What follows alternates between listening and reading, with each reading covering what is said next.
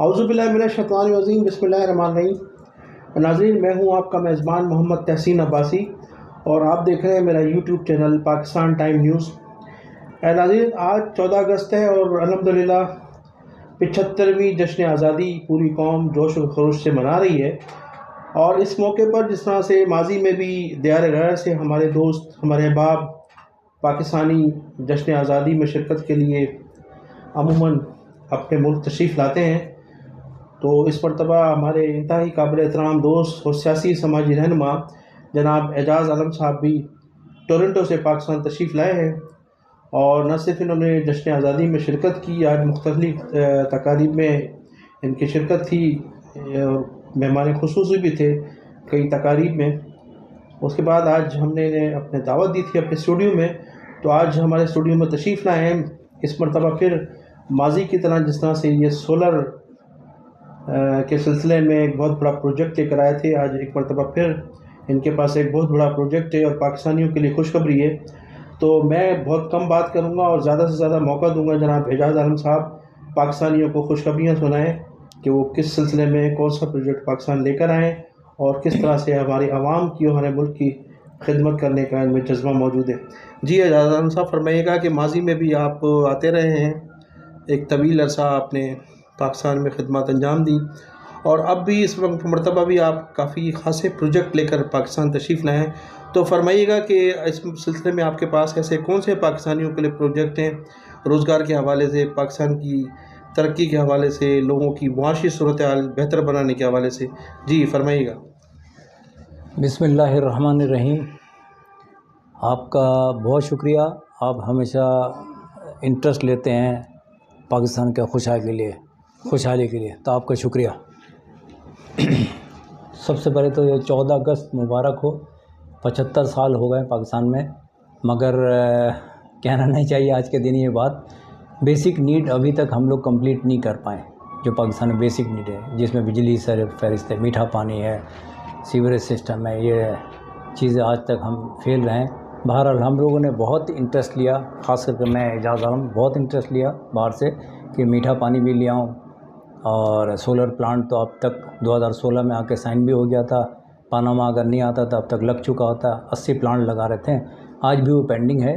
तो आज भी हम तैयार हैं, जब पाकिस्तानी गवर्नमेंट ओके करेंगे हम लोग आके लगा देंगे। नंबर 1। नंबर 2, आज 14 अगस्त का दिन एक बहुत अच्छी गुड न्यूज़ देना चाहता हूँ। मैंने हमारे साथी दोस्त भी हैं, इनसे मैंने मशवरा की एक अच्छी खबर ये है।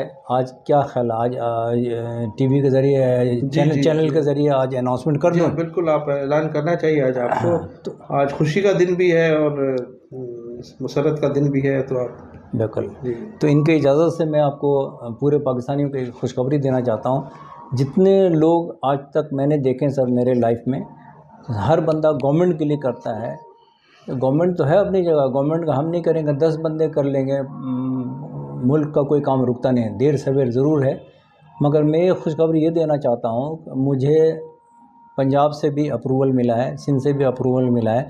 वो कह रहे हैं कि यहाँ से काफ़ी सारे लोग आप ले जा सकते हैं कनाडा में। स्किल्ड लोग बैठे हुए हैं, डॉक्टर्स बैठे हुए हैं, इंजीनियर बैठे हुए हैं, सारा फार्मर कैटेगरी बैठा हुआ है, लेबर क्लास बैठा हुआ है। मेरे है असर रसूख कनाडा में, I can do these things. मैं आज के दिन में एक ऐलान करता हूँ कि इंशाअल्लाह ताला मैं लाखों के तादाद में इंशाअल्लाह ताला कनाडा यहाँ से ट्रांसफ़र करके ले जा सकता हूँ। ठीक है, ये आज आपको ऐलान कर रहा हूँ। जैसा ये बताइएगा कि वो लोग जिन लोगों को आप कनाडा ले जाना चाह रहे हैं, जो यहाँ से इमिग्रेशन जिनको मिलेगा आपके तवज्जुह से, उनकी कैटेगरीज क्या होंगी, उनको क्या करना पड़ेगा? इनिशियली तौर पर उन्हें क्या करना चाहिए? पहले तो मैंने वहाँ कैनेडियन इमिग्रेशन सिस्टम से पहले मैंने बात किया कि पॉसिबल है। उन्होंने कहा कि यू विल बी रिस्पॉन्सिबल, आपको ज़िम्मेदारी लेनी पड़ेगी, चूँकि वो तो नहीं जानते हैं सबको। तो मैंने पंजाब गवर्नमेंट से अभी बात कर चुका, सिंध गवर्नमेंट से अभी बात नहीं किया। उन्होंने बोला कि आप इसकी रिस्पॉन्सिबिलिटी देंगे, जो भी लोग आप कलेक्ट करेंगे फिर आप मुझे भेजेंगे, मैं उसको सबमिट करूँगा। और उसमें 3 category sir, labour class, farmer class और स्किल क्लास, 3 क्लास के लिए हम वहाँ कर सकते हैं। तो इस सिलसिले में कोई आप एक ऑफिस बनाएंगे या कोई ऑफिस भी बनाना पड़ता है। फिलहाल पंजाब वालों ने बोले चैम्बर के थ्रू करेंगे, चैम्बर ऑफ पाकिस्तान चैम्बर होता ऑफ है, पाकिस्तान। चैम्बर के थ्रू ये सारा कुछ होगा, वही स्क्रूटनी करेंगे, वही कलेक्ट करेंगे, मुझे सिर्फ फाइनल करके देंगे हाँ ये बंदा क्वालिफाई वहाँ कर। रोजगार का कैसे सिलसिला होगा? अगर आप लोगों को ले जाते हैं तो वहाँ किस तरह से रोजगार, और वहाँ किन लोगों की डिमांड है जो लोग अप्लाई करें कनाडा के लिए? बहुत अच्छी बात आपने की सर। रोज़गार के हवाले से जस्टिन ट्रूडो साहब को जब मैं इलेक्शन कैंपेन में जब पार्टिसिपेट कर रहा था, उनसे एक प्रॉमिस लिया था कि जब आप जीत जाएंगे हमें क्या देंगे। उन्होंने बोला क्या चाहिए, मैंने कहा था कि मैं जो भी फेवर मांगूंगा पाकिस्तान के लोग आपको देना पड़ेगा। In that sense I am going to take this step इंशाल्लाह ताला। उसमें ये होगा कि सर कनाडा बहुत बड़ा, second biggest country in the world, मैं सबको टोरंटो में एडजस्ट नहीं करना है, उनको पहले से तय कर लूँगा। आप फार्मर कैटेगरी, आपको विनीपेग जाना पड़ेगा, वहाँ जाना पड़ेगा, वहाँ जाना पड़ेगा। आप स्किल्ड है, आपको यहाँ, आप लेबर क्लास आपको वहाँ, उनके साथ पहले समझा दूंगा कि आप वहाँ जाएंगे, आपको रोज़गार से मतलब है। आप शहर के बिल्डिंग देख के क्या करेंगे, आप इंजॉय शहर से मत करें ना, आप कमाएं, पैसा कमाएं, पाकिस्तान में भेजें, फैमिली को भेजें, खुशहाली लाएं। इस सिलसिले में मैंने ये डिसाइड कर लिया है। आपके इजाज़त से आज मैं फर्स्ट टाइम डिक्लेयर करने जा रहा हूँ for Pakistan. It is very good step, good news, और अल्लाह ताला मुझे कामयाब करे, ये बताना चाह रहा था। उस हवाले से ज़रा बताइएगा एजाज साहब कि वहाँ एजुकेशन के हवाले से, क्योंकि हमारे जो एजुकेशन मेयार है वो काफ़ी गिरा हुआ है, और आप देख रहे हैं कि अगर यहाँ से कोई फैमिलीज़ जाती हैं, जो बच्चे फैमिलीज़ यहाँ से जाती हैं, कुछ स्टूडेंट्स जाते हैं, तो उनके लिए जो है वो किस किस्म की प्रॉब्लम्स हो सकती हैं, वो किस किस्म की यहाँ तैयारी करें जो वहाँ जाने के बाद उनको कोई तकलीफ़ उठाना ना पड़े। जी, बहुत अच्छी बात की आपने। सबसे पहले तो ये बताऊंगा कनाडा का education best education in the world. Canada is education में बेस्ट एजुकेशन है। सिर्फ ये होगा कि यहाँ से जब जाएंगे ना तो वो थोड़ा सा एक टेस्ट लेंगे कि क्वालिफाई, अगर 5वीं क्लास का कोई लड़का गया या मैट्रिक का लड़का है, उसको एक ऐसे में टेस्ट लेते हैं, उसमें देखते हैं कि ये इसी क्लास का एलिजिबल है या थोड़ा सा एक आध क्लास नीचे कर देते हैं। जैसे मेरे बच्चे भी गए थे, हम भी 16 साल पहले हम कनाडा गए थे, मेरे बच्चों को उन्होंने टेस्ट लिया था, वो क्वालिफाई कर दे उसी क्लास में ले लिया। तो वहाँ पाकिस्तानी कम्युनिटीज़ के कोई स्कूल हैं?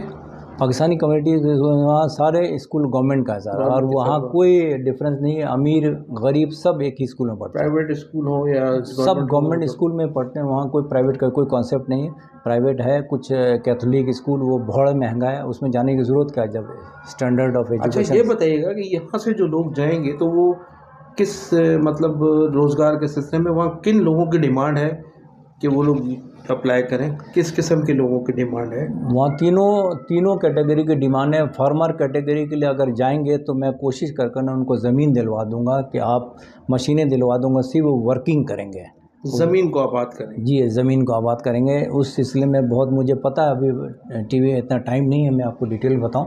उस कैटेगरी में उनको उधर फिक्स करेंगे। जो लेबर क्लास है उनको मुझे पता कहाँ कहाँ फैक्ट्रीज़ है, कहाँ कहाँ लेबर की ज़रूरत है, उनको वहाँ फिक्स करेंगे। और जो स्किल्ड क्लास है उनको पता है टोरंटो में रखना या कहाँ रखना, या ऑटवा में रखना या मॉन्ट्रियल में रखना। That is a second phase, secondary.